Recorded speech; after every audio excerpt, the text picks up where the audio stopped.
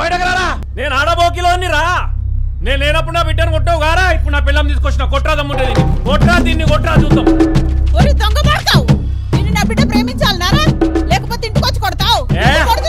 బయటకు రా చూసుకుందాం. రాని అయ్యారా ఎవరైనప్పుడు ఇంటికి వచ్చి కొట్టడు కాదురా, దమ్ముంటే ఇప్పుడు రా పాడక కొడుతురా. ఈ అమ్మాయి ఈ అమ్మ తమాకి ఇట్లా ఖరాబ్ అయిందా? ఆడు కొట్ట కడగలు ఏం చేస్తున్నావే? ఇప్పుడు వచ్చి బయటకు రా అంటారు.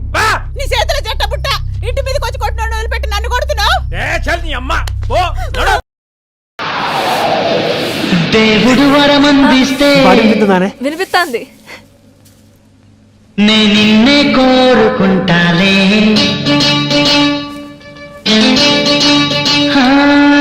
నిద్రలోనూ నిన్నే నీ నీడై చేరుకుంటాలే.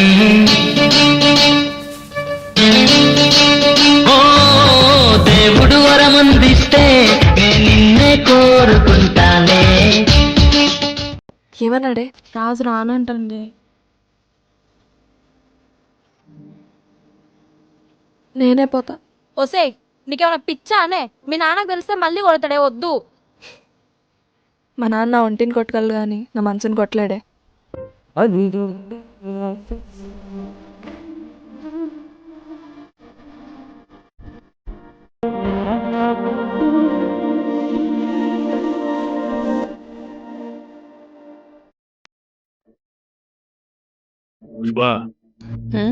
ఒకటి అడుగుతా చెప్తావానే? ఏందే? నన్ను ఎందుకు వెళ్ళి చేసుకున్నావే? నువ్వు మంచోనివి గానే కథలు పడుతున్నావా? నేను చెప్పాలా ఎందుకు చేసుకున్నావు? గవర్నమెంట్ జాబ్ ఉంది కాబట్టి.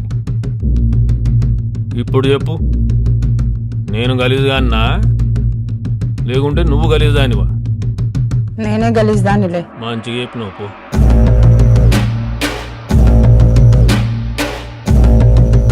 నేను లేనప్పుడు నా బిడ్డను కొట్టావు గారా, ఇప్పుడు నా పిల్లం తీసుకొచ్చిన కొట్రా దమ్ముంటే దీన్ని కొట్రా చూద్దాం.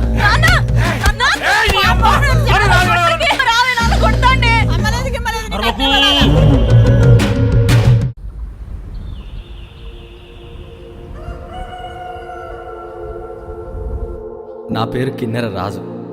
నేను షేర్ కొడతా. షేర్ అంటే తెలుసుగా, డోలి. షేరు టంగున మొగాలంటే షేర్ ఒకటి ఉంటే సరిపోదు, కర్ర కూడా కావాలి. అట్లనే ఒక మొగోని జీవితం టంగన మోగాలంటే ఆడదాని ప్రేమ ఖచ్చితంగా ఉండాల్సిందే. నా జీవితాన్ని కూడా ఒక పిల్ల టంగన మోగించింది. ఆ పిల్ల పేరు రాంబాయి.